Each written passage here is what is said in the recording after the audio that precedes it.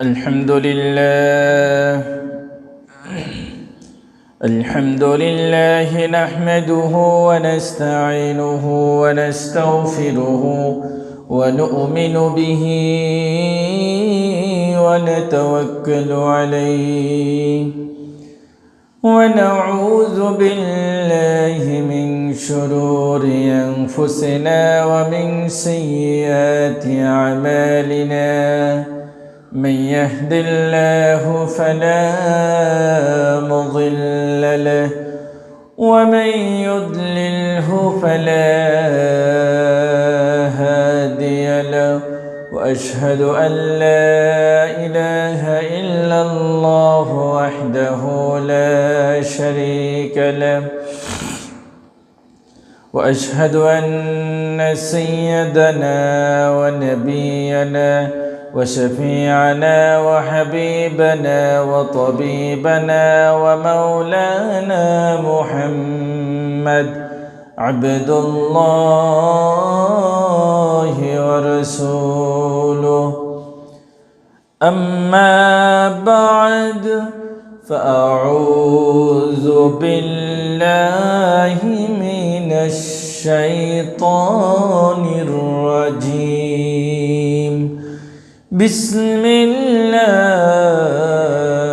الرحمن الرحيم إنا أنزلناه في ليلة مباركة إنا كنا منذرين فيها يفرق كل أمر حكيم وقال تعالى في شأن حبيبه مخبرا وآمرا إن الله وملائكته يصلون على النبي يا أيها الذين آمنوا صلوا عليه وسلموا تسليما اللهم صل على سيدنا مولانا محمد وعلى آله سيدنا مولانا محمد محبت ارشد پڑھی اللهم صل على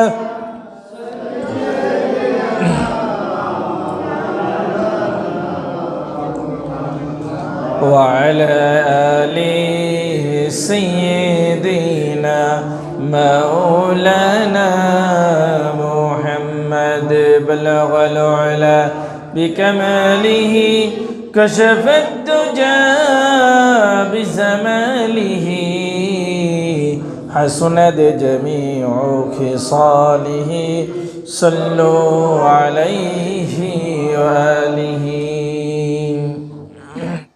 আল্লাহ সুবহানাহু ওয়া তাআলার দরবারে লাখো কোটি শুকরিয়া আদায় করছি যে রব্বুল আলামিন আমাদেরকে গত জুমআ থেকে এই জুমআ পর্যন্ত হায়াতে তয়্যিবা দান করেছেন।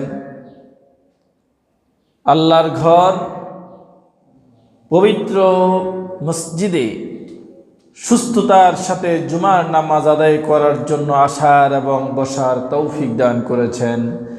এই জন্য আমরা সবাই শুকরিয়া আদায় করি আলহামদুলিল্লাহ।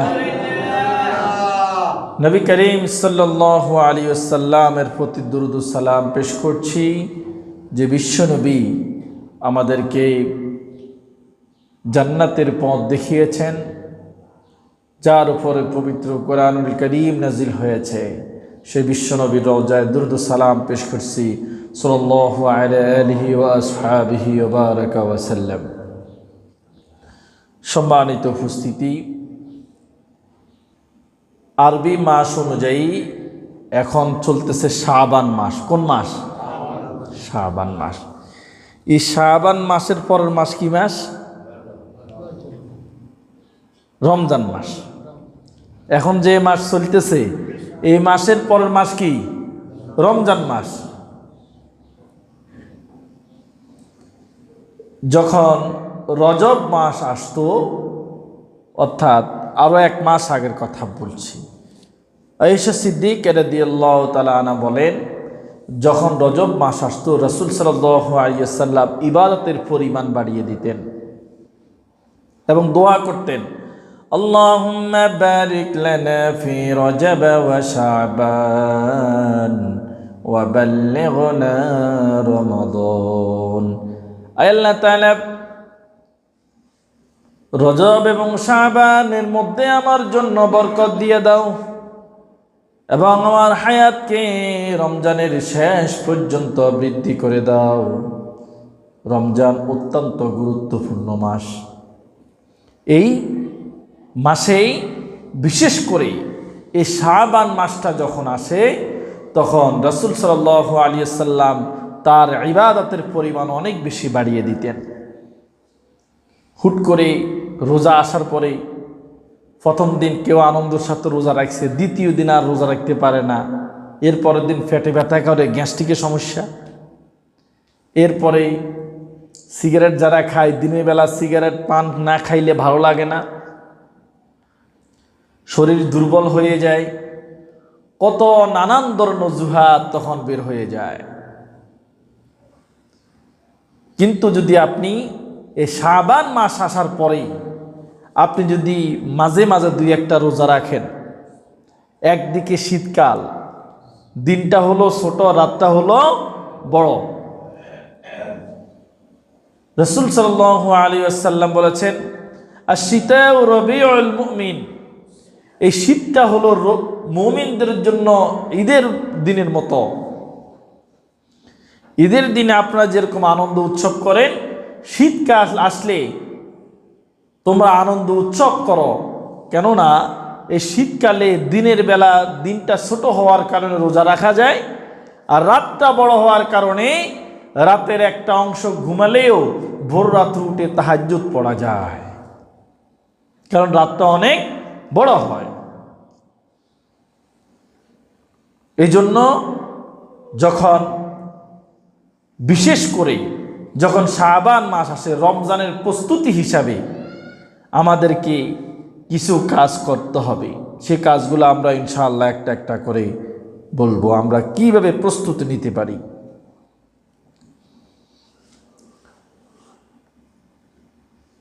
বিশেষ করে যেটাকে আপনারা শবে বরাত বলেন, একটা রাত আছে, কি রাত বলেন তো? আপনারা কি বলেন?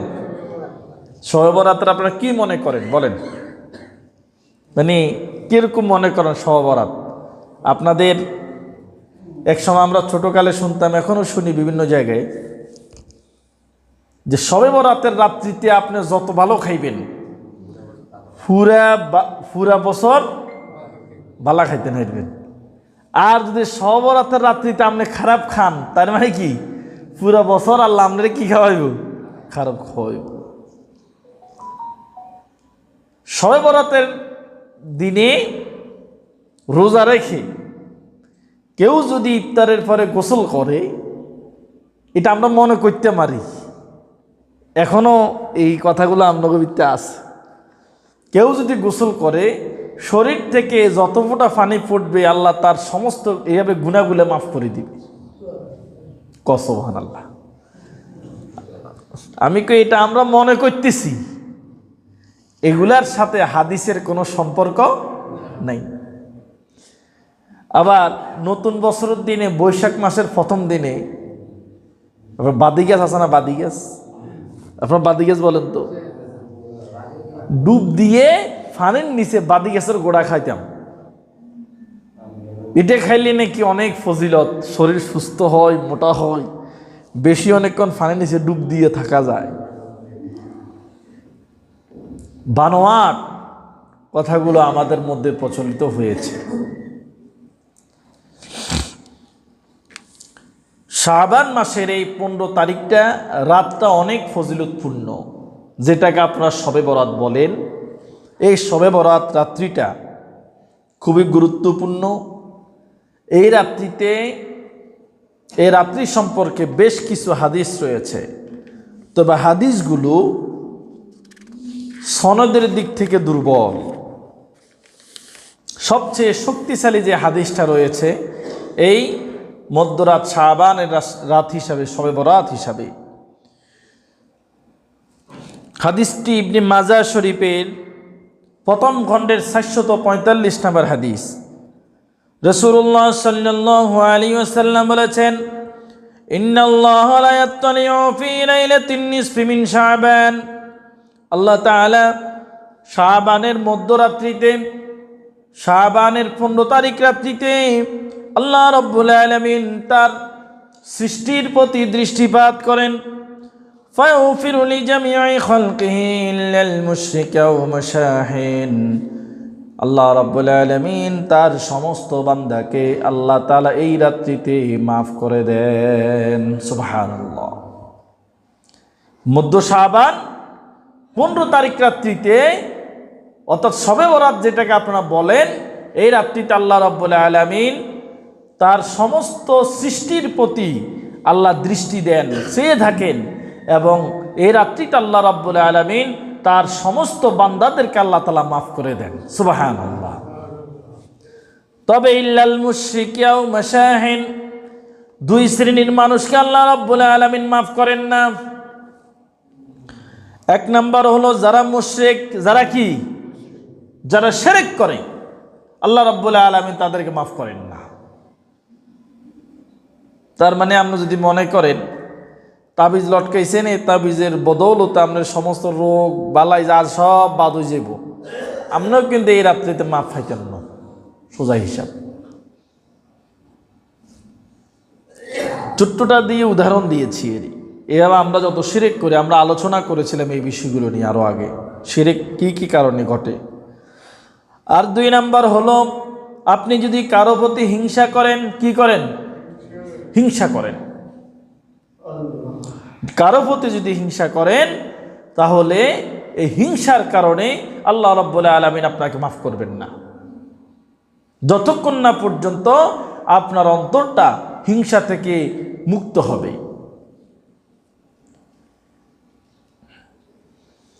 হিংসা এমন একটা জিনিস, যত বড় আমলদার হোক, আপনি যাকে হিংসা করতেছেন বলেন তো তার কি কোনো ক্ষতি হবে?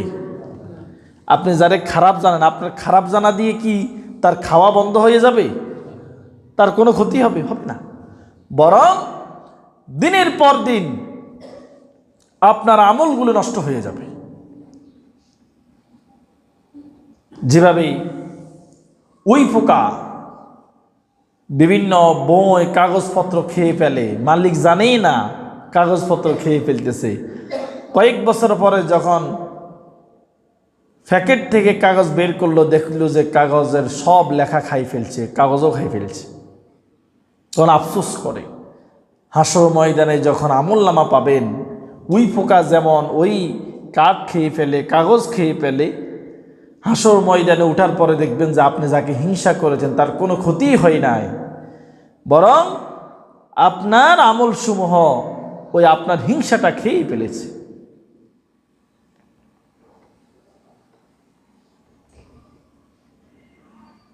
এই জন্য আল্লাহ সুবহানাহু ওয়া তাআলা কুরআনুল কারীমে বলেছেন, তুমি কাউকে হিংসা করো না।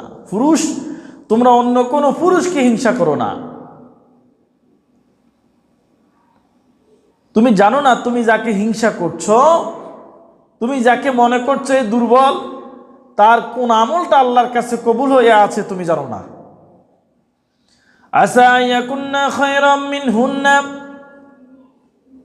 আর এক নারী, তুমি আরেক নারীকে ঘৃণা করিও না, হিংসা করিও না, কারণ তুমি জানো না যেই নারীকে তুমি হিংসা করছো, ঘৃণা করছো, তার কোন আমলটা আল্লাহ রাব্বুল আলামিনের কাছে কবুল হয়ে আছে এটা তোমার জানা নাই। সুতরাং তুমি হিংসা করিও না, কাউকে ঘৃণা করো না। এই রাত্রিতে যদি আপনি এশার নামাজটা জামাতে পড়েন, ফজরের নামাজটা জামাতে পড়েন, ইচ্ছে করেছেন রাতে উঠবেন, তাহাজ্জুদ পড়বেন, কিন্তু উঠতে পারেন নাই, কারো জন্য মনে হিংসা রাখেন নাই, শিরকও করেন নাই, তাহলে আপনি ঘুমানোর পরেও আল্লাহ রাব্বুল আলামিন আপনার জীবনের সমস্ত গুনাহগুলি মাফ করে দিবেন। সুবহান। আল্লাহকে সুযোগ দিয়েছে না দেয় নাই? কিন্তু আল্লাহর দেয়া সুযোগটা আমরা গ্রহণ করি না।